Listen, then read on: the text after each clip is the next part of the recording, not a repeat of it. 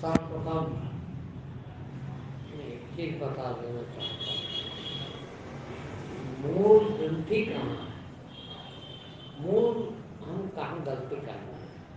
गीता जिंदगी भर पढ़े, गीता जिंदगी भर सुने, मगर उसका वास्तविक अर्थ हम क्यों नहीं जान पाते?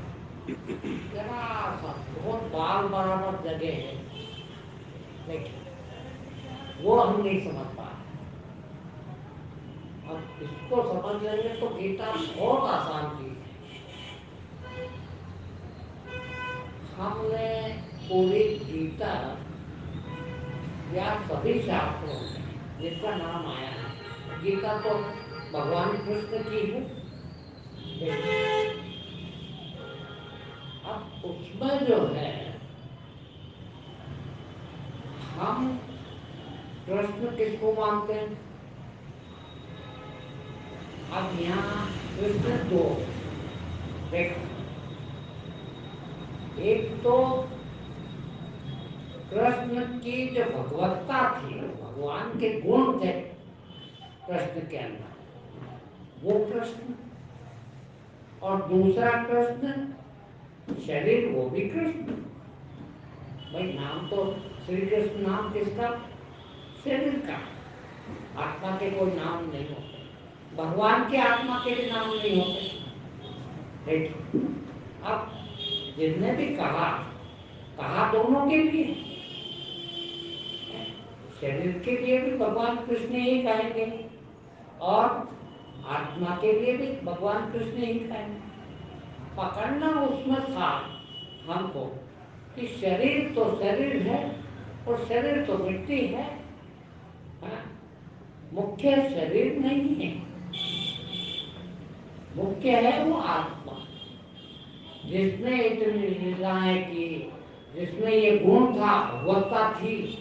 शुरुदेव के प्रवचन में हमने बताया था, जिसमें वो भगवत्ता थी।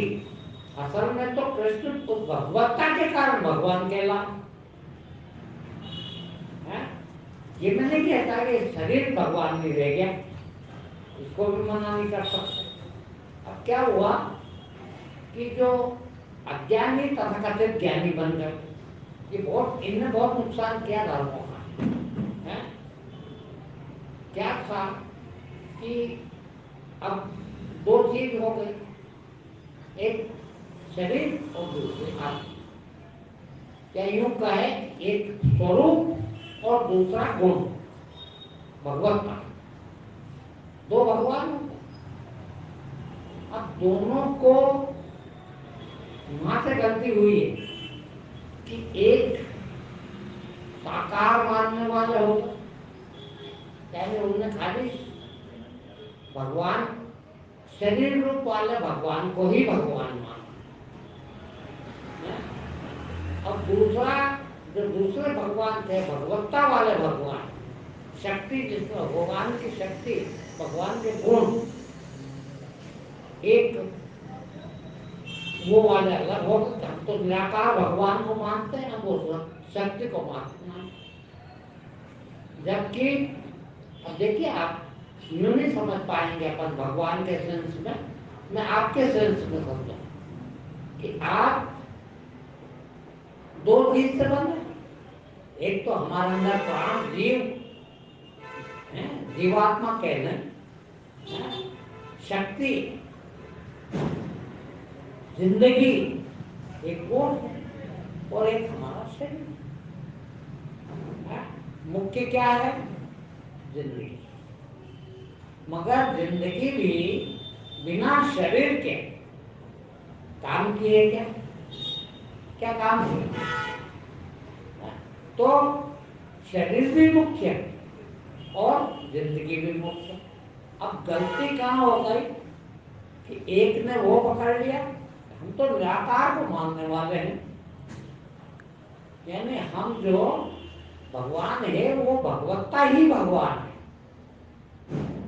तो भी गलत होगा कि भाई भगवत्ता तो हवा में भी, पानी में भी, कण कण में, फिर कैसे जांचे?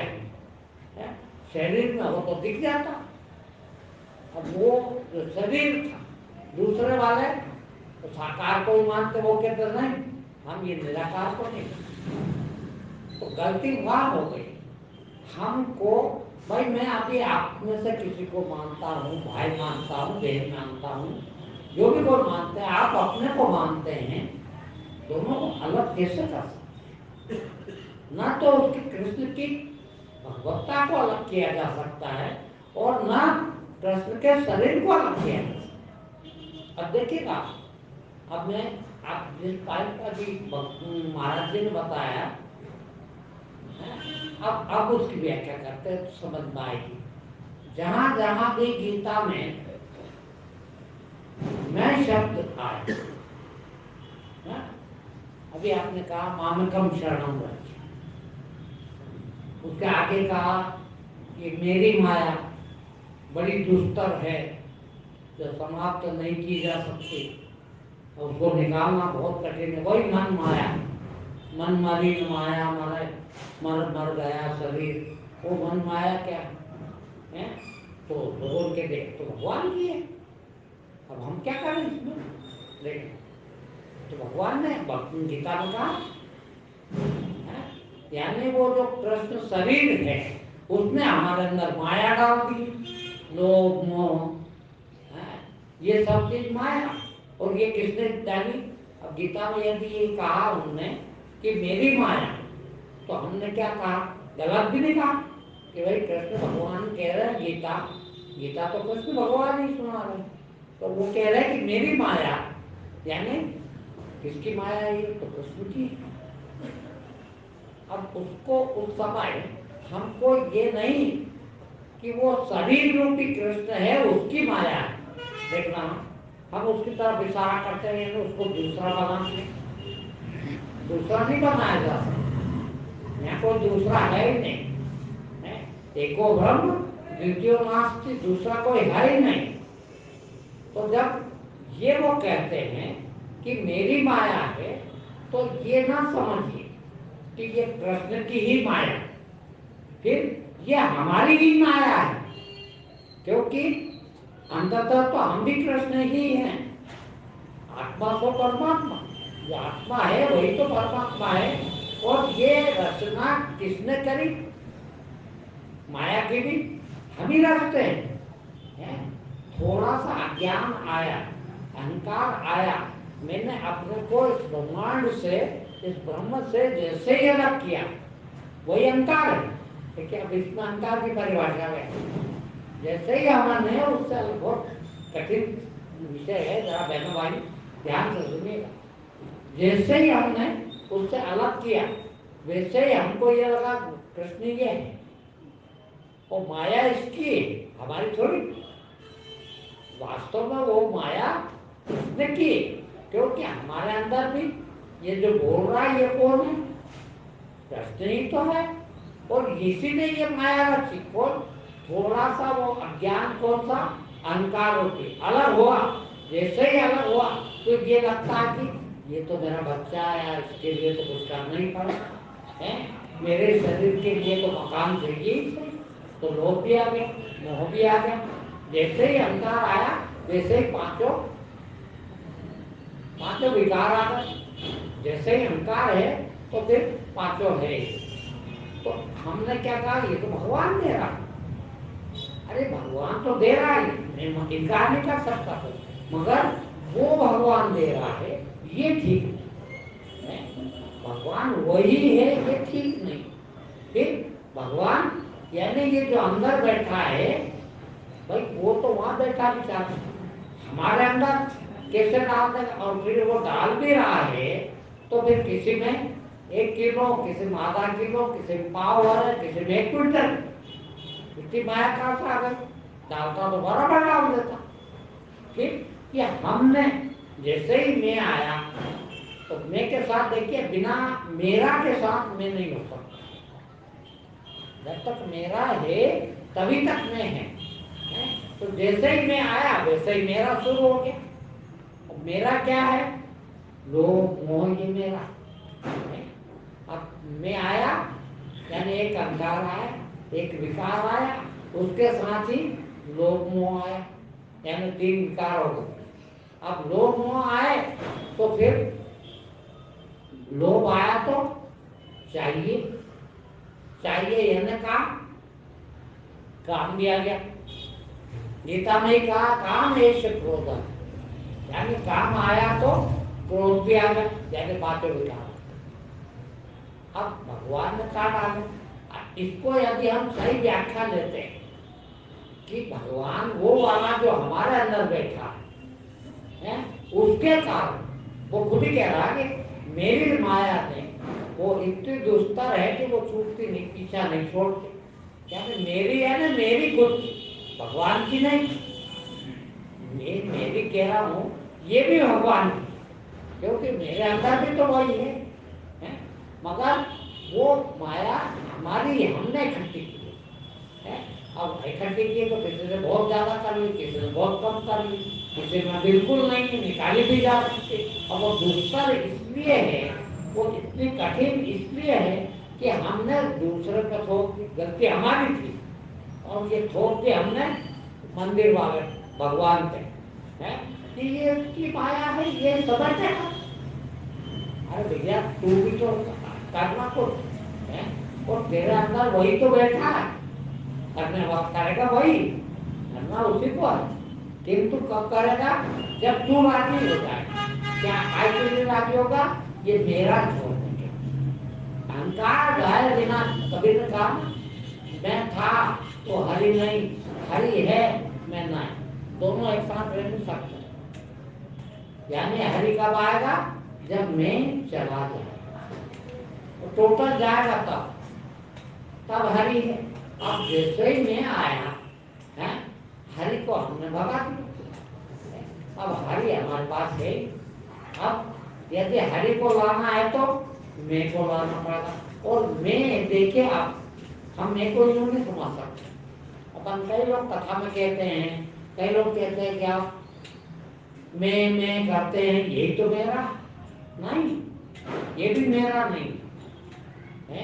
ये यदि मेरा होता, शास्त्रों में आया है अहम ब्रह्मास्मि शिव अहम है, तो अहम मतलब मैं शिव हूँ, मैं ब्रह्म हूँ, इसमें मैं आया, ये भी क्या अहंकार है? नहीं। क्यों कि मैं ब्रह्म हूँ, तो पूरा ब्रह्मांड है। जो भी आपको इस ब्रह्मांड से या ब्रह्म से अलग करने वाली आपकी वृत्ति है, वो आपका है। मैं गंदारा, मैं फला का बेटा, मैं फला जात का है, मैं हिंदू, मैं मुसलमान, ये सारा अहंकार जो हमको अलग करता है ब्रह्मांड से, ब्रह्म से अलग करने वाली जो हमारी नीति है, वो अहंकार है। जब अच्छा वो हो सकता है कि भाई जब सभी ब्रह्म है और ब्रह्म एक ही है, देखिए अब ये दो दास दिखते हैं क्योंकि स्वरूप में अलग अलग दिखते हैं, ये स्वरूप है, भौतिकता है, मगर वास्तव में हम सब एक है। जब एक है और दूसरा किया ही नहीं जा सकता, दूसरा बना ही नहीं जा सकता, तो हम जैसे ही दूसरे बने, मैं अलग, भैया आप लोग सब ऐसे हैं, मैं ऐसा हूँ, आप लोग मुस्लिम हैं, मैं हिंदू हूँ, आप लोग फला हैं, मैं ये हूँ, आप ये काले हैं, ये गोरा है, मैं पैसे वाला हूँ, ये गरीब है। जहाँ जहाँ में मैं आया उसने अलग कर लिया, और जब अलग किया कि माया ने काम शुरू कर दिया। ये माया अब फिर जाएगी कैसे माया? देख ये जो असली में ब्रह्म ये है, यही रहेगा। ये तो नकली में आ गया, ये मैंने बनाया, ये है नहीं कहीं। जिसको मैंने बनाया वो जिस दिन खत्म हुआ, वो दिन में ब्रह्म तो था ही, हूँ ही, रहूंगा भी, मैं ही ब्रह्म रहूंगा। किंतु जब तक की तकलीफ है, जब तक मैंने अपने को अलग कर रखा है। अब आपका नाम ले लीजिए, पैदा हुए होंगे पिताजी ब्राह्मण को पूछने गए होंगे नाम है, उन्होंने बता दिया अपने शास्त्र में से देख के है कि भाई फला तारीख को फला समय पर हुआ है, तो इसका नाम ये आता है, ये राशि आती है उसके अनुसार इसका नाम ये है। अब वो पहचानने के लिए नाम था। हम उसको कितना सच्चा मानते हैं, मर मिटते हैं, अरे मेरा नाम खराब नहीं हो जाए ना, ध्यान रखना। अब वो 2 कोड़ी का नाम है, 4 आनंद दियो उन्होंने पंडित जी को नाम पूछने के। उस टाइम पे हम लोग पैदा हुए होंगे जब 70-80 बरस पहले हैं। अब वो 4 आने का नाम हम कितना ध्यान दे रहे हैं। हमारे बच्चे उनको भी कह के जाते हैं, लेना हो मेरे नाम को खराब मत कर दे, मेरा नाम को ऊंचा ले जा। अरे भाई 2 कोड़ी के नाम है, तेरा भी वही 2 कोड़ी का ही है, तो क्या आगे ले जाओ।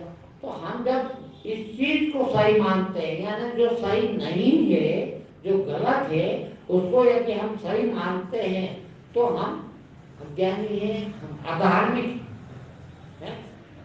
इस वजह से और ऐसा कैसा, जैसा भी आपने मुझे बताया कि थोड़ा सा 18वां अध्याय पे प्रकाश डालो, तो इसी आधार पर देखिए आप वही अहंकार का भाग है। आज हमने गीता में स्पष्ट आया कि वर्ण है। अब क्या है कि वर्ण स्वभाव हो गए, वो स्वभाव के अनुसार वर्ण बनते हैं। कि भाई आप क्रोधी किस्म के लोग हैं, आप मारने में मरने में भरोसा करते हैं, आप जान हथेली पे लेके चलते हैं, तो ऐसा आदमी क्या कहना चाहिए, तो नाम रख दे भाई एक क्षत्रिय को। एक आदमी शांत स्वभाव का है, थोड़ा शिक्षित है, दिमाग का तेज है, बुद्धिमान है, लोगों को बुद्धि दे सकता है, लोगों को भी ज्ञान बांट सकता है, ऐसा आदमी जब दिखा, जिसका आपका बच्चा नहीं है, आपके यहाँ 4 बच्चे हैं, देखिएगा चारों एक स्वभाव के तो कभी नहीं होते। एक बहुत लड़ने वाला, एक बिल्कुल नहीं लड़ने वाला है, एक थोड़ा बहुत तेज दिमाग का बहुत आगे निकल जाता है। जब एक माँ बाप के 4 बच्चे और 4 स्वभाव के हैं, अब वो 4 एक जाति के कैसे हो सकते हैं, सोचिए। मगर ये हमारे स्वार्थ ने कि हमारे बेटा का नीच न हो जाए, इसलिए हमने जाति बना दी, धर्म बना दी, फिर उसको लड़ने लग गए। यही तो माया है भाई। जरूरत क्या थी भाई, एक माँ के 4 बच्चे और 4 स्वभाव के हैं, वो चारों एक जाति के, एक वर्ण के कैसे हो सकते हैं। गीता के 18वां अध्याय में साफ लिखा है कि स्वभाव के अनुसार वर्ण है। स्वाभाविक तौर पर आप किस स्वभाव के हैं। आज एक हमारे शिष्य हैं, मेरे सामने ही बैठे हैं, उन्होंने कहा गुरुजी मैंने कभी किसी से लड़ाई नहीं करी। जवान आदमी ये बैठे हैं, मैंने किसी गाली पे नहीं बकी। गाँव का आदमी, गाँव के लोग तो, मैं भी गाँव का ही, बिना गाली के बात ही नहीं करते हैं। वो कहते हैं मैंने किसी गाली कभी नहीं बकी, कभी लड़ाई झगड़े नहीं करे, मैंने किसी को एक चाटा नहीं मारा आज तक। अब सोचिए आप ठाकुर आदमी हैं, तो फिर कहाँ ठकुराई गए। ठकुराई तो मारने काटने वाले की ठकुराई है, युद्ध करे वो ठाकुर। और स्वभाव से क्या है, स्वभाव से नहीं आप ठाकुरों का तो काम लड़ाई झगड़ा करना, बहादुरी रखना, योद्धा पाना, और वो तुम्हारा बिल्कुल नहीं। तो स्वभाव कौन सा, स्वभाव दूसरा, ठाकुर का स्वभाव। अब हमने बांध दिया तो वो काम कर नहीं सकते। देखना ये बहुत नुकसान हुआ इससे।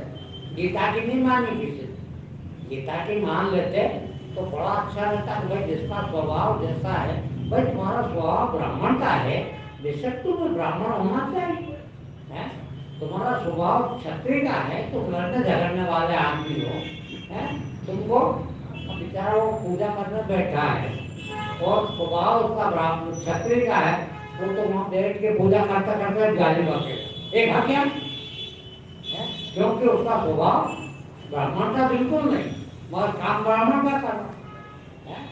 तो वास्तव में ये होना चाहिए था स्वभाव से, और मुख्य रूप से मनुष्य 4 स्वभाव के होते हैं, इसलिए उनमें ब्राह्मण, क्षत्रिय, वैश्य और शूद्र तक।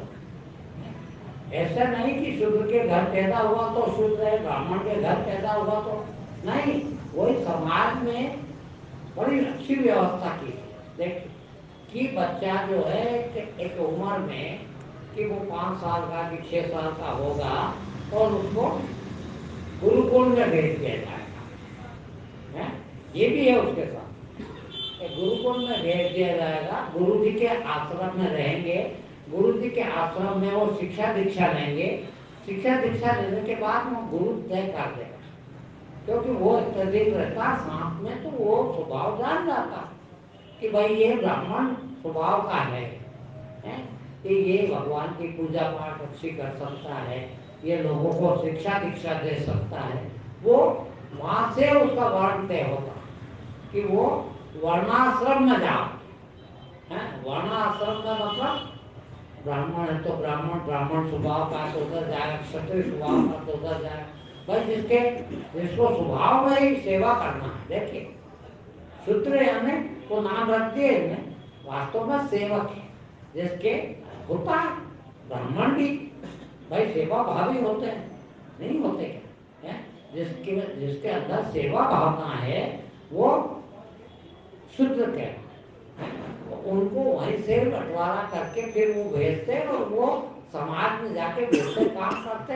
वहाँ कोई अलग रहने की जरूरत थी, जिस घर में रह रहे उसी घर। अब एक माँ के 4 बेटे हैं और चारों गुरुकुल गए हैं, तो चारों को गुरु जी ने वहाँ कह दिया कि भाई तुम ये काम करोगे, तुम ये काम करोगे, तुम ये काम करोगे।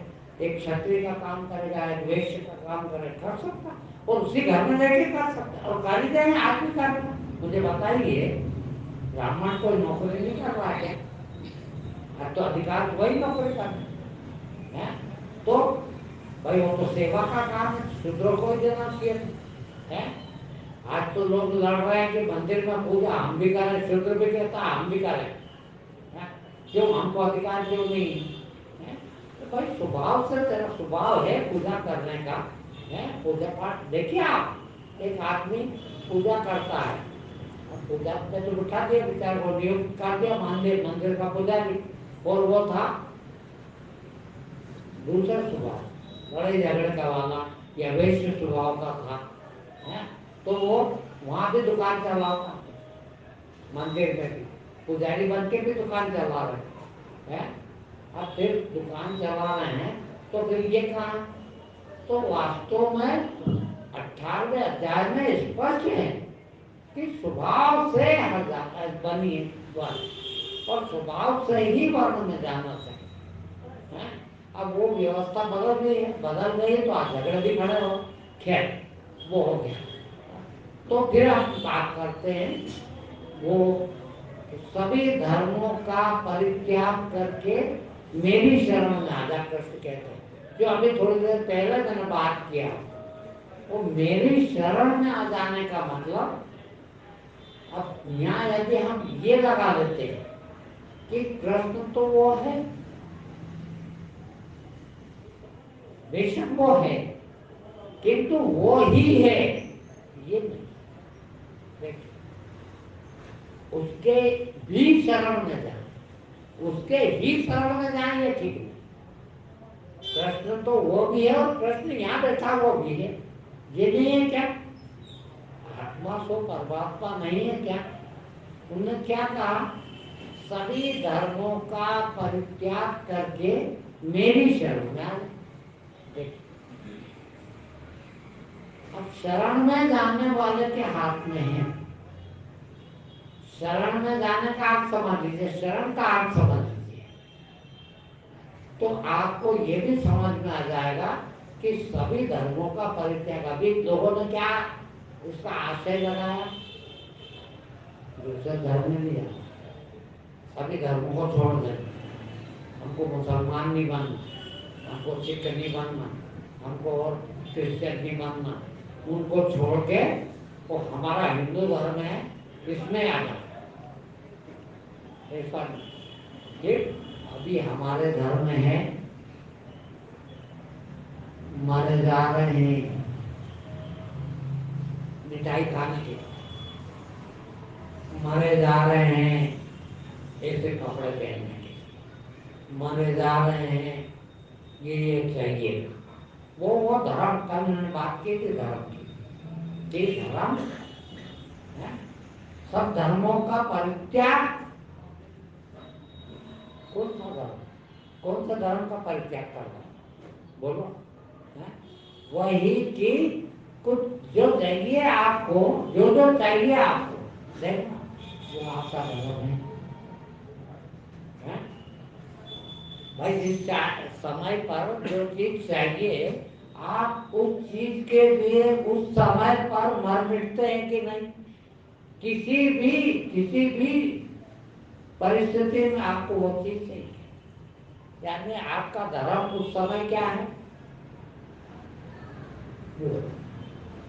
तो ऐसे कितने धर्म है आपके?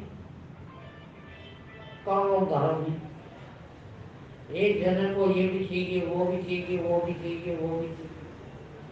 तो भगवान ने क्या कहा? तो सभी धर्मों का परित्याग कर, तेरे को जरूरत ही नहीं। कल मैंने आपको एक उदाहरण दिया था कि हम जब माँ के गर्भ से पैदा हुए उस टाइम खाने को कहाँ कमाने गए थे, कहीं से मान के लाए थे, उधार लाए थे, हैं? फिर भगवान ने माँ को दूध उतार दिया, उसी समय उतार है, और हमको भोजन मिल गया। जब उस समय भगवान आपकी व्यवस्था कर देता है, कर सकता है, तो क्या बाकी जिंदगी नहीं करता है? बाकी जिंदगी भी उसी ने की है व्यवस्था, मगर हम ये मानते हैं नहीं, मुझे तो रोटी कमाना ही पड़ेगी ना है? तो वास्तव में वो जो चीज चाहिए हो गई, वो हमारे धर्म हो गए। तो उनने क्या कहा कि इसका छोड़, वो वही बात है जो तीसरे दिन भी मैं कह रहा हूँ। और पूरी गीता में शुरू दिन मैंने कहा था कि गीता में एक ही शब्द का ज्ञान है, वो शब्द है निष्कामता। काम यानी इच्छा, काम यानी वासना, चाहिए, अपेक्षा है? अपेक्षाएं न होना निष्कामता है। ये वही कह रहे हैं, आपका धर्म जितनी चीज चाहिए उतने आपके धर्म। अभी हमने बताया कि आपको मान लो अभी मिठाई चाहिए, चाय चाहिए, चाय की आदत पड़ी हुई है, चाय का सवाल भी हो गया है, अभी आपका धर्म क्या है? उत्कट इच्छा हो रही है, तो क्या धर्म हो गया? अरे यार चाय तो चाहिए ना यार। वैसे ही बीड़ी वाले को बीड़ी नहीं मिल रही है तो उसका उस समय धर्म क्या? बीड़ी। जो चाहिए वो धर्म। तो भगवान ने यहाँ क्या कहा है कि सभी धर्मों का तू परित्याग कर, यानी पूरे चाहिए का तू बंद कर और मेरी शरण। जैसे हम पहले दिन पैदा हुए उस दिन भगवान की शरण में थे, और भगवान की शरण में थे तो माँ को दूध उतार दिया, भोजन की व्यवस्था कर दी। देखिए यही वो कह रहा है कि आज भी कुछ नहीं बिगड़ा। और मैं अपना अनुभव कह रहा हूँ भाइयों बहनों, 26 साल हो गए मैंने उस जमाने में 30 साल 33 साल पहले एक दिन में मैंने 20 25 हजार रुपये कमाए। इतना पैसे कमाने वाला वकील था है, मगर इन 26 सालों में मैंने एक पैसा नहीं कमाया, बताइए।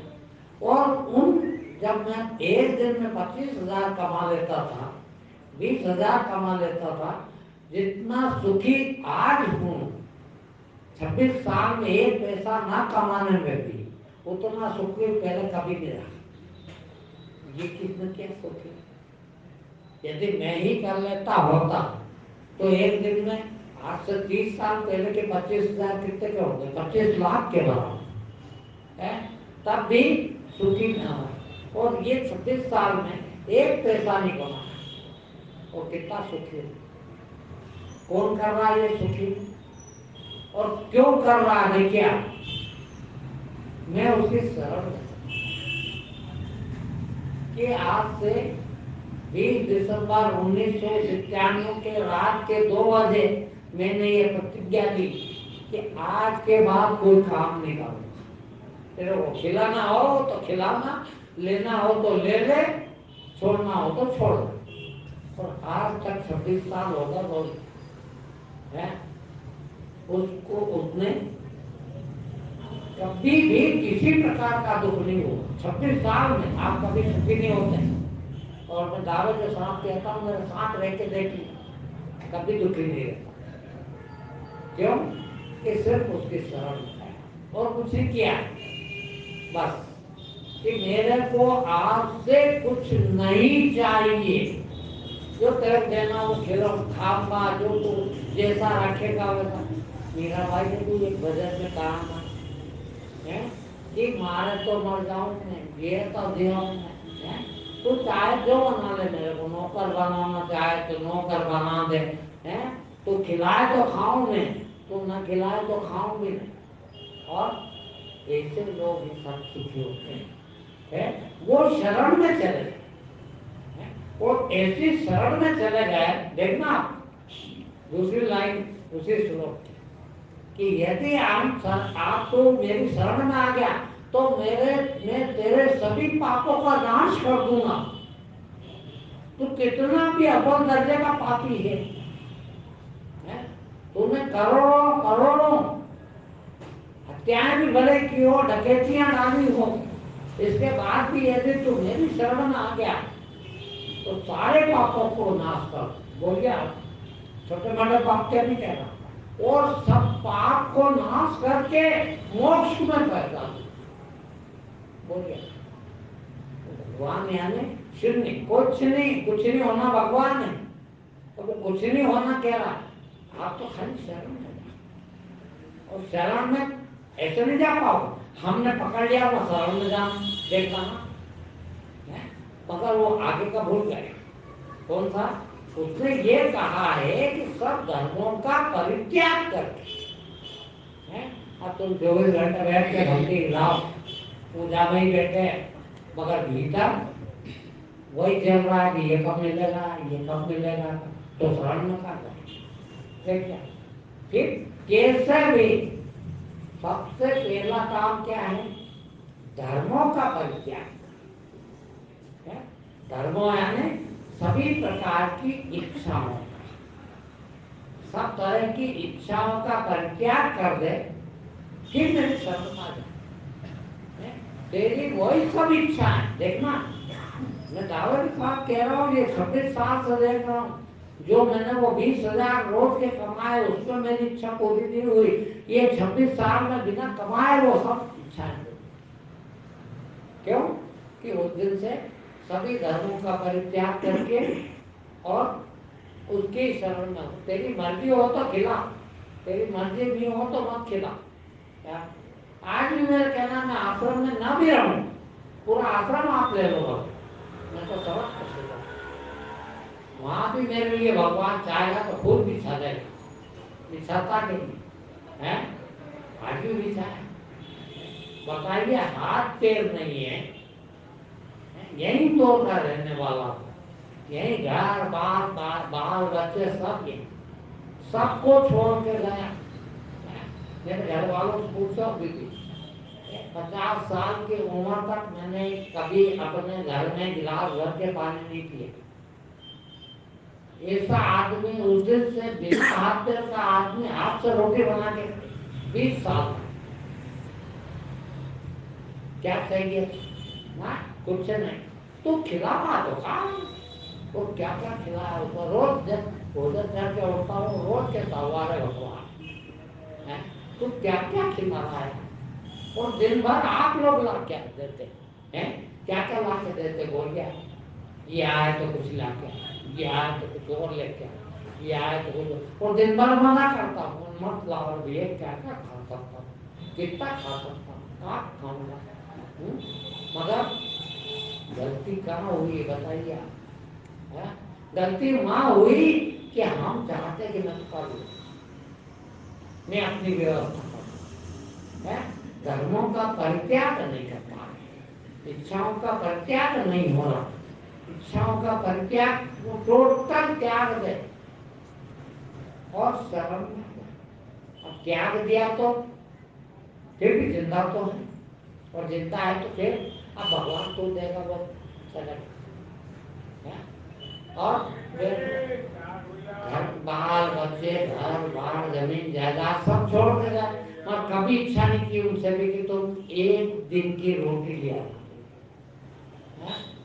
दे सको तो दो, तुम भी दो, ये दे रहे हैं तुम भी दे दो। आज भी वही बात है। और कितने अच्छे अच्छी चीज दे रहा हूँ, आप सोचते आप मैं वो आदमी जिसको जूते के पास नहीं बिठाते कभी आप, इससे नीच आदमी को आपने ऊंचे सिंहासन पर बिठा के आप सुन रहे हो ज्ञान मिल सकते, कितनी बड़ी है उसकी कृपा। क्यों कि उसके शरण में, वो शरण में गए तो सभी पापों का, देखिए पाप क्या है, पाप के अंदर चलने वाली है इच्छा, दुख का कारण वही है, और कोई दुख का कारण जिस आदमी के अंदर इच्छा नहीं है उसको भगवान भी कभी दुख नहीं देता है, और कभी कोई दुख नहीं। तो शरण में चलेगा तो पाप खत्म। इसी प्रकार का पाप है आपका दुख है, अब सभी पापों का नाश कर दूंगा। और उसके बाद अंत में एक चीज और देखना, और कोई ताकत नहीं है, कोई दुनिया का कोई प्रक्रिया नहीं है, कोई साधन नहीं है कि आपको मोक्ष दे। मोक्ष कितना कठिन होगा, जो कभी जन्म ही न ले, फिर परम धाम चला जाए, ईश्वर के साथ रहे, ईश्वर में लीन हो जाए, मोक्ष है, फिर कभी जन्म नहीं होता, ऐसा भी देने को तैयार है, मैं तेरे को मोक्ष भी कर दो। और मोक्ष क्यों होता, देखना बंधन और मुक्ति। बंधन, तुमको जो जो चीज चाहिए उस चीज से बंधे हो, है? सब बंधनों से मुक्त हो जाने का नाम मोक्ष है। मुक्त हो जाए जीते ही, और अंत में एक बंधन और रह जाता है, सारी दुनिया के बंधनों से आप मुक्त हो जाए जीते ही, ये काम तुम्हारा है। और मोक्ष देना भगवान का, इसीलिए तो मोक्षदायिनी गीता, मोक्ष मंदिर, देखना मोक्ष हमारे हाथ में नहीं, हमारे हाथ में मुक्त होना। मुक्त आज जो जो इच्छाएं हैं वो एक दिन ही रह गई, तो जितने बंधन थे, मैंने कल कहा था कि जितने शरीर पे रोम है उतने बंधन बने, वो धीरे धीरे कटते चले गए। देखिए थोड़ी सी बात कि आप चाय बिना नहीं रहते, और चाय त्याग दी तो मुक्त हो गए, बीड़ी पीते थे और बीड़ी त्याग दी तो मुक्त। बीड़ी से अब बीड़ी की याद आती क्या, अब बीड़ी बिना मारा जाएगा क्या, नहीं। ऐसा ही कोई नशा करते हैं और छोड़ दिया तो उससे मुक्त, औरत चाहिए छोड़ दी उससे मुक्त, घर चाहिए घर नहीं चाहिए उससे मुक्त, धन चाहिए धन भी नहीं चाहिए उससे भी मुक्त। धीरे धीरे करके जो जो चीज नहीं चाहिए उन सब चीजों से मुक्त हो गए, और मुक्त होगा तो अब क्या बचा, सभी चीज छोड़ दी और सारे मुक्ति पा ली, अब क्या बचा, अभी भी एक बंधन हो, कौन सा, शरीर। हम शरीर में तो फिर भी अभी हैं, अंत में भगवान मोक्ष दे देंगे, क्योंकि आप किसी चीज की इच्छा, आप लोग भली भांति जानते हैं, देखिए आप हैं, आप कोई मर जाता है अपने यहाँ तो क्या करते हैं, 10 दिन उसके यहाँ 12 दिन उसके सर की तरफ वो चीज रखते हैं जिस चीज की उसकी आदत थी, है? पैसा खाता था, तम्बाकू खाता था, तम्बाकू रखते हैं। क्यों रखते हैं, क्योंकि उनकी इच्छा रहेगी यार उसमें अभी आत्मा यही भटक रही होगी, तो इनकी इच्छा होगी, इसलिए वहां वो चीज रखते हैं। तो आपको भी पता है कि आत्मा भटकती है, और जिंदगी भर जिस चीज की इच्छा रहती है तो मरने के बाद उस चीज में इच्छा भटकती है, और वो इच्छा भटकती है, वही कारण है पुनर्जन्म का। जिस चीज की इच्छा ज्यादा भटकती है वैसी योनि आपको अगली मिल जाती। आप सोच लो कि आपका किसी भी चीज में इच्छा नहीं रहती जिंदगी में, जीते जी आपकी कोई चीज पाने की इच्छा नहीं है, तो मरने के बाद कौन सी रहेगी? रहेगी क्या? और नहीं रहेगी तो जन्म कौन सा होगा? नहीं होगा। और जन्म ना हो उसको क्या कहते हैं? मोक्ष। कितना मोक्ष सरल है। वो मोक्ष आपको अभी मिल जाता है, और आपके हाथ में। देखिए आपके हाथ में एक वो चीज है जो चीज दुनिया में है, वो सब चीज चाहिए क्या आपको? है? अब सोचिए, आप अच्छी अच्छी होटलें हैं, अच्छा अच्छा खाना, लोग मर जा रहे हैं, वो खाने के लिए आप नहीं खाते हो, यदि तो आपने छोड़ा है कि नहीं? है? आपको कहते हो ये मिठाई में नहीं, ये फला चीज में नहीं कहता, तो कुछ तो छोड़ा। जब कुछ त्याग सकते हैं, 100 में 5 त्याग सकते हैं, क्या 10 में त्याग सकते हैं? तो 10 त्याग सकते हैं, क्या 20 में त्याग सकते हैं? जब 90 त्याग सकते हैं, तो क्या 100 नहीं त्याग सकते हैं? त्याग दिया है? और जब त्याग दिया तो फिर आप क्या करो? तो बोला जैसा वो रखेगा वैसा ले ले, मारे तो मर जाऊंगा, जिलाए तो जी जाऊं, क्या करो? न जीने की इच्छा न मरने की इच्छा। मैं कई बार कहता हूँ लोगों को कि यार मेरे कोई जीने की इच्छा नहीं, तो वो कहते हैं फिर मर क्यों नहीं जाते? सो जाओ ट्रेन के आगे जाके, ट्रेन के आगे मर जाओगे। तो मैंने कहा भैया मैंने मरने का कब कहा? जीने की इच्छा नहीं ये कह रहा हूँ। इसका अर्थ ये तो नहीं कि मरने की इच्छा, फिर न मरने की इच्छा न जीने की इच्छा, फिर वो जिलाए तो जी गया, वो मारे तो मरने को तैयार है, उसकी भी इच्छा नहीं, और सबकी इच्छा नहीं, तो फिर जीने मरने का डर है क्या? खत्म हो गया, मुक्त हो गया, यही मुक्ति है। और जब मुक्त हो गए और अंत में प्राण जब परमात्मा निकालेगा, जब ले जाएगा, तो शरीर से मुक्ति होगी। जब तक शरीर का बंधन है, शरीर भी छूट गया तो मुक्त हो। अब कौन सी योनि में आएंगे? जो योनि में वापस ना आए उसका नाम मोक्ष है? अब मोक्ष की प्राप्ति हुई कि नहीं? है? तो कहां से शुरू हुई मोक्ष की प्राप्ति? कि सभी धर्मों का परित्याग कर दे, पहला शर्त। दूसरी, परित्याग कर दिया है तो मेरी शरण में, यानी खुद की शरण में। अब कहाँ जाए? अब ये बहुत बड़ी बात है ना। आप देखिए, जहाँ जहाँ जिस जिस चीज की आपकी इच्छा होती है वहाँ वहाँ आपको जाना पड़ता है, और इच्छा सदा जिंदगी भर लगातार चल रही है, यानी लगातार तुम काम हो उन चीजों के। मैं एक उदाहरण दूंगा आपको। अभी आपको याद आ जाए रसगुल्ले खाने की, कहाँ पहुंच गए? अभी आपको दिल्ली की याद आ गई, कहाँ पहुंच गए? अभी आपको मुंबई की याद आ गई, कहाँ पहुंच गए? एकदम अभी आपको राजवाड़े की याद आ जाए तो कहाँ पहुंच गए? और इसी तरह तुम्हारे अंदर कोई कोई चीज याद आती रहती लगातार। जो चीज चाहिए उस चीज की याद आती, तो आप कहाँ कहाँ पहुंच रहे हो? उधर ही उधर भटक रहे हो सब दूर, पूरी जिंदगी भर भटक। माँ में कब शरणम व्रत है, यानी वहां नहीं जाओ। देखना, शरण में भी जाने की जरूरत नहीं, शरण में तो हो ही, तुम जाओ ना जाओ कोई फर्क नहीं पड़ता, मगर तुम उनकी शरण में बैठे हो, उन चीजों की। औरत चाहिए, शादी नहीं हो रही तो मन वहीं भटक रहा, कहाँ मिलेगी, कहाँ मिलेगी, कहाँ मिलेगी, कहाँ मिलेगी, है? तो तुम कहाँ हो? उधर। जो चीज चाहिए वो उधर पहुंच गया, तो वो कहीं भी याद नहीं आ रही कोई। कल भी मैंने आप लोगों से निवेदन किया था, 1 मिनट देखो, एक मिनट आप भीतर जाओ अपने और देखो, कोई चीज याद नहीं आना चाहिए।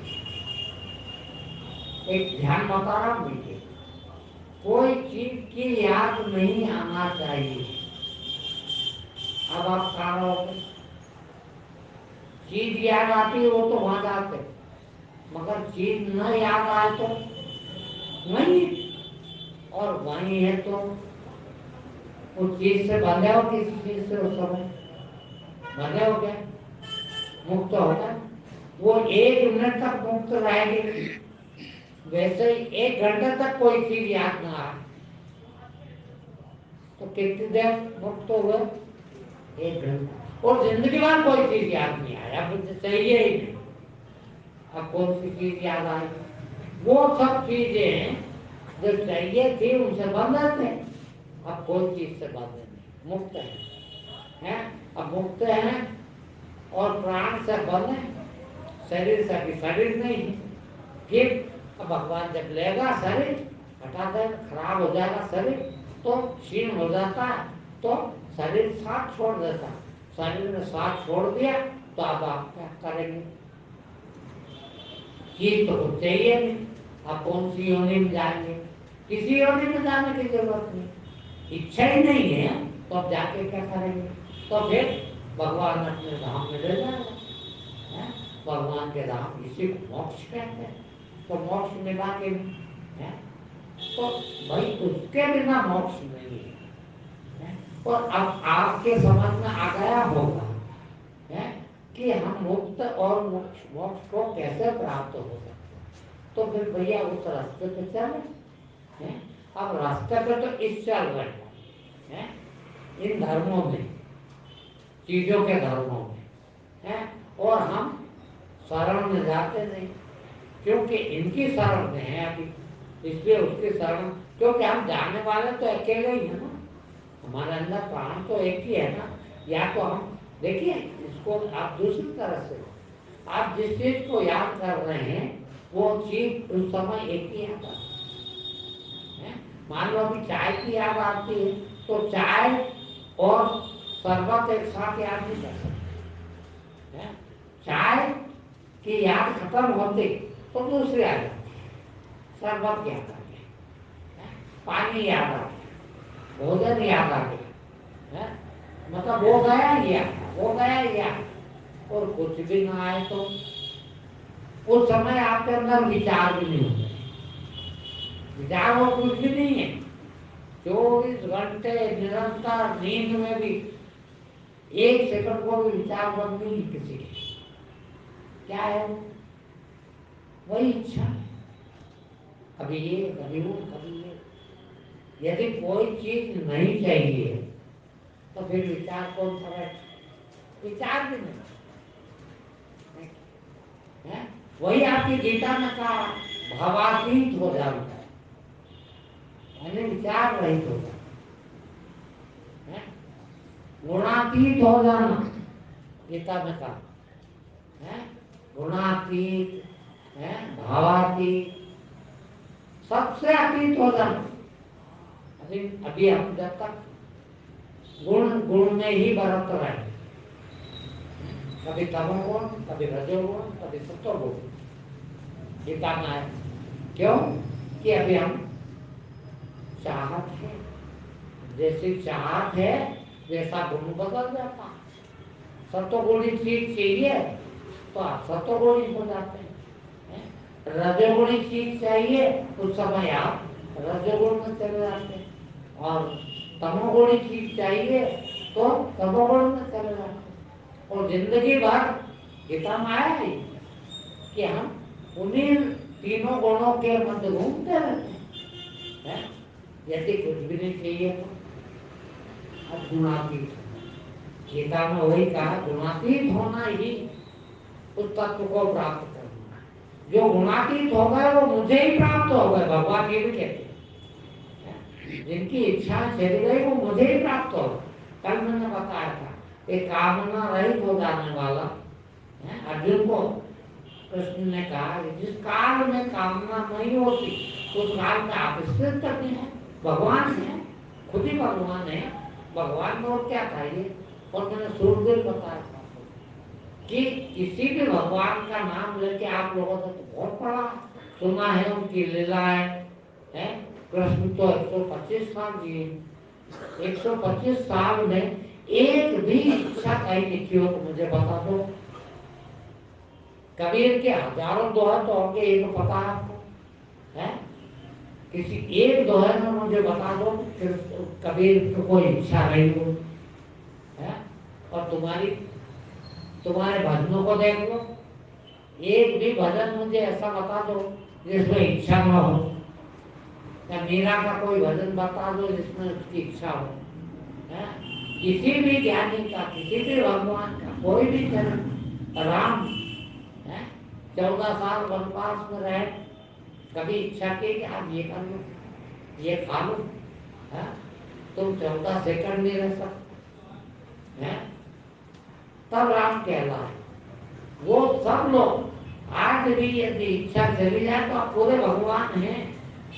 होकर नर नारायण, नर से नारायण हुआ जा सकता है, शास्त्र गलत नहीं कह रहे, किंतु आपने कभी कोशिश ही नहीं करी। आप तो कोशिश, बच्चों को भी यही सिखाओ, बेटा ये चीज मिल जाए मजा आया कर इच्छा है।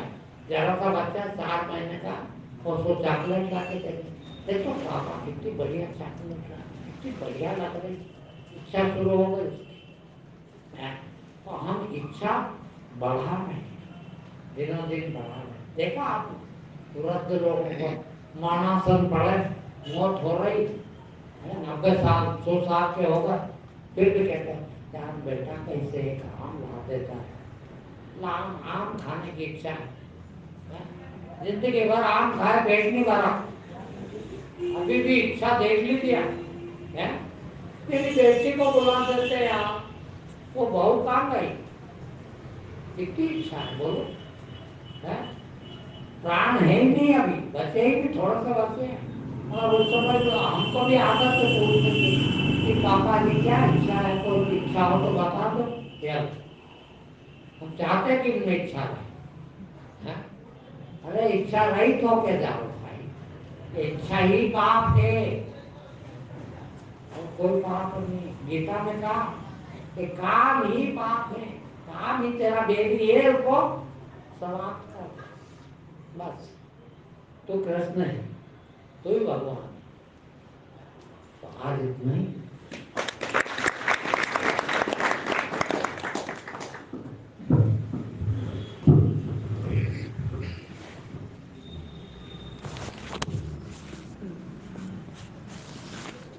देखिए बंधु, 3 दिन में सार गर्भित चर्चा,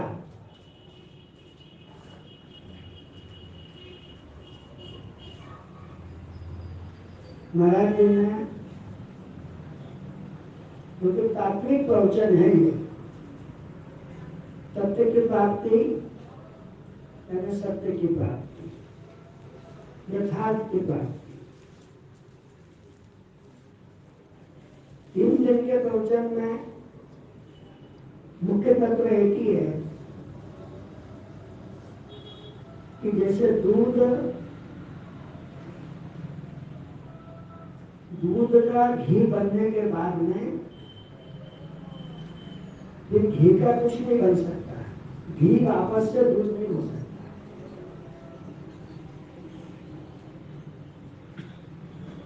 ये दूध की यात्रा, ज्ञानी जो भगवान की बात को मान ले, भगवान की बात को मान ले तो वो ज्ञानी हो जाता है, भगवान के समान ही हो जाता है। और वो जब ज्ञानी हो गया, सच्चे अर्थों में सकारात्मकता आ गई, एक तो ब्रह्म नास्ती, और वो कभी अज्ञानी नहीं हो सकता। तो घी हो गया तो उसका दूध नहीं बन सकता, उसी समय उसके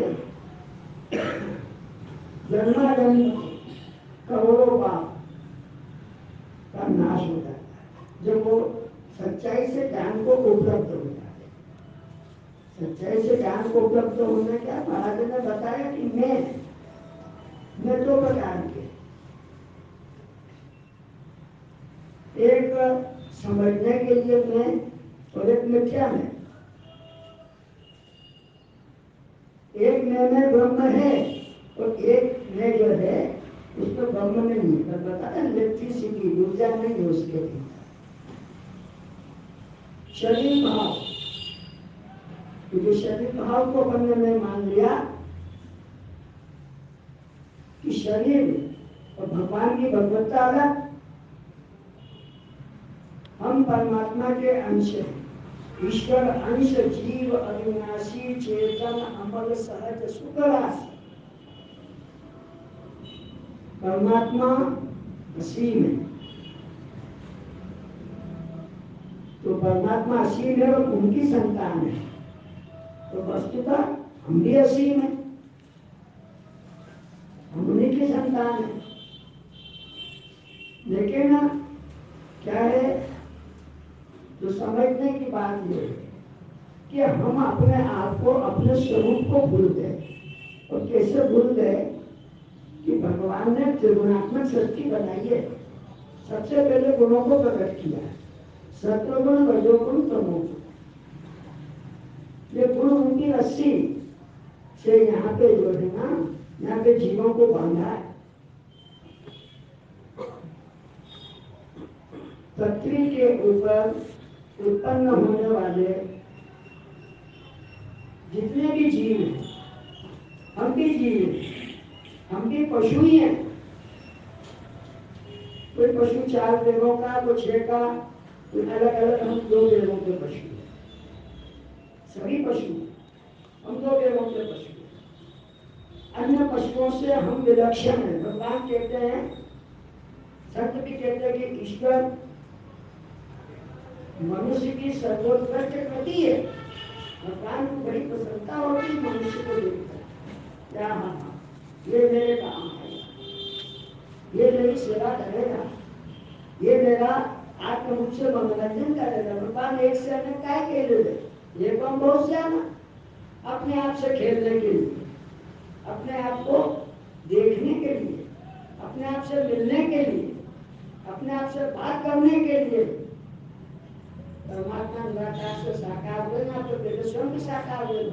भगवान की भगवत्ता, भगवान को बड़ा सुंदर होता है कि भगवान में भगवत्ता, भगवत्ता 6 प्रकार की भगवत्ता है भगवान, इसलिए वो भगवान की। हम उनके अंश है, हमें वो भगवत्ता नहीं है, पर लेकिन हमारी कामना भी वो 6 भगवत्ता की रहती है। हम भी वो 6 चीजों को प्राप्त करना चाहते हैं। हम ऐश्वर्यवान हो, हम गुणवान हो, हम सब में पूजाएं, ये हमारी। भगवान सब में पूजा का सर्वोपरि है, उसकी कामना नहीं है और उसमें गुण है, तो भगवत्ता उसमें। हम उसके अंश है, तो हमारी भी यही कामना रहती है, तो कहीं भी अंतर नहीं है। सिर्फ थोड़ा सा क्या है कि संसार के भीतर जो माया की संसार जो भगवान ने रचा है, तो जैसे अपन छुटपन में अपने माता पिता के साथ कोई मेला देखने जाते, माता पिता ने अपना हाथ पकड़ रखा, पिताजी ने हाथ पकड़ रखा है, और मान लीजिए कहीं मेले में गए हम, और हमको कोई एक चीज अच्छी लगी, हम वहीं पे अटक गए, हम छोटे हैं, और पिताजी के साथ छूट गया। पिताजी ने साथ नहीं छोड़ा, लेकिन हमने साथ छोड़ दिया, हम भटक गए। यही दशा हमारी कि परमात्मा तत्व से हम विमुख हो गए, हम आत्म तत्व से विमुख हो गए। हमने अपने इस स्वरूप को जो प्रतिच्छाया है, इसको हमने सत्य मान लिया, इसको हमने शरीर मान लिया। महाराज ने पतंजलि की जो पुस्तक लिखी थी, उसमें भी वही 5 क्लेश बताए महाराज। उसकी मूल जड़ क्या, अविद्या। अविद्या से ही जो है सब प्रकार का जो क्लेश होता है, सब उसी से ही होता है। अविद्या क्या है कि हमने अपने आप को शरीर को मैं मान लिया कि मैं शरीर हूँ, जबकि मैं शरीर नहीं। महाराज जी ने बताया कि मेरा से मैं नहीं आया, मैं से मेरा आया है। मैं है तो मेरा है। अगर ये मैं मिल जाती मिथ्या मैं है, इसमें भगवान कुछ नहीं कर सकते। ये गंदगी हम नहीं लेके आया ज्ञानता से, इससे हमें ही मिटाना पड़ेगा, इसको हमें मिटाना पड़ेगा। भक्त प्रहलाद ने इसी बात को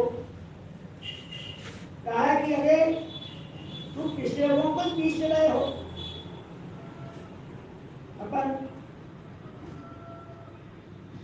गेहूं पिसाने जाते चक्की पे, कई बार अपन को ध्यान नहीं देता, अपन क्या कहते हैं, अरे आटा पिसाने जा रहा हूँ। अरे वो तो पिसा ही हुआ, पिसे को क्या पिसा रहे हो। भक्त प्रहलाद भी अपने सहपाठियों को कहते हैं, अरे बोले तुम पिसे रहो तो पीस रहे, तुम्हारा सब कुछ निश्चित है।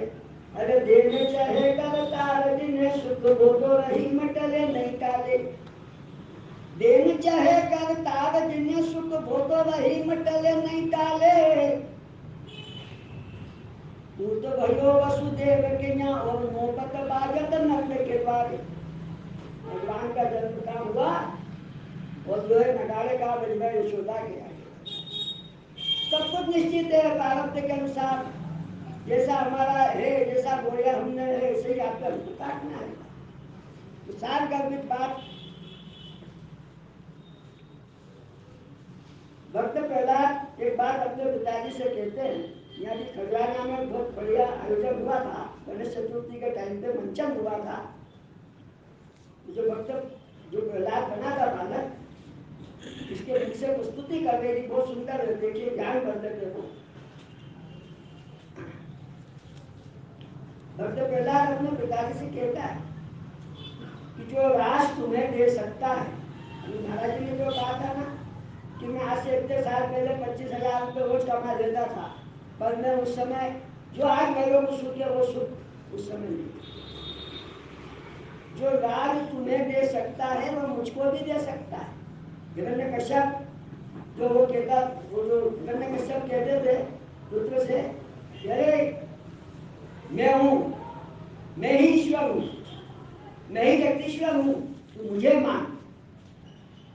वो कहता पिताजी वो आप कैसे हो सकते, क्योंकि वो ईश्वर जो है वो तो बिना कामना वाला है, और आप तो अपने भाई का बदला लेने के लिए आप उससे दुश्मनी पाल रहे हो। तो भक्त प्रहलाद ने कहा कि जो राज तुम्हें दे सकता है वो मुझको भी दे सकता है। मैं अगर आपकी बात मान लूंगा तो क्या होगा, मैं आपका वारिस हूँ, आपकी संपत्ति सब मेरे को प्राप्त हो जाएगी। तो जो राज तुम्हें दे सकता है वो मुझको भी दे सकता है, और देने वाला है अलग तो फिर वापस भी ले सकता है। भगवान शंकर ने रावण को कितना वैभव दिया, और राम जी ने विभीषण जी को जो है वो लंका दे दी, छीन भी लिया उससे भी। तो देने वाला हर हालत में भी वापस भी ले सकता है तुम्हारे कर्म के अनुसार। फिर मैं क्यों तुमको जगदीश कहूं, दिन रात उसी को ध्याऊंगा, मांगे से भीख नहीं मिलती, बिन मांगे ही पा जाऊंगा। ये महाराज जी की उक्ति से चरितार्थ हो रहा है कि 26 साल हो गए, सब व्यवस्था ऑटोमेटिक सब हो रही है, योग क्षेम वहाम्यम। तो बंधु अनुकरणी प्रवचन तात्विक चर्चा, यदि हमारा लक्ष्य मोक्ष की प्राप्ति है तो पूर्ण सहायक है ये प्रवचन। क्योंकि देखिए प्रवचन सुनने वालों को 5 बातों का बोध होना चाहिए। कौन कह रहा है, किससे कह रहा है, क्या कह रहा है, क्यों कह रहा है, और मेरा इससे क्या लेना देना, मेरा इससे क्या संबंध है, मेरे लिए किस प्रकार कल्याणकारी है, ये पाठ करते हुआ करते। तो ही जो है वो प्रवचन हमारे जो है धारण होता है, हमारे कल्याण में सहायक होता है। बहुत बहुत धन्यवाद, बहुत बहुत साधुवाद। मेरा ने कहा जो आप लोग बधा के सब बंदनीय हैं। ईश्वर स्वरूप हम सबका आपका अभिवादन करते हैं। मैं हमारे प्रदीप जी और हमारे राजेंद्र भैया संजय बाबू से निवेदन करूंगा महाराज जी का जो है वो साल और उनके 25 गीता का संग जो वो भेंट करें।